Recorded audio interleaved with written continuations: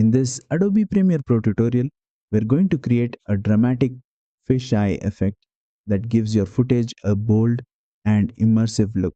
This effect strongly curves the edges of the frame, similar to an action camera. Let's get started. First, select your clip on the timeline. Now head over to the effects panel and search for Lens Distortion. Drag and drop it onto your clip.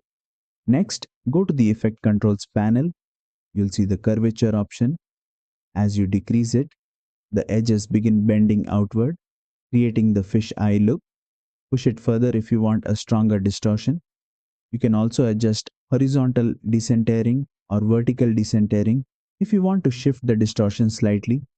Play your clip and fine-tune the curvature and scale until it looks dramatic but clean. And that's it. You've successfully created a fisheye effect in Adobe Premiere Pro. If this tutorial helped you, don't forget to like, share and subscribe for more Adobe Premiere Pro tutorials.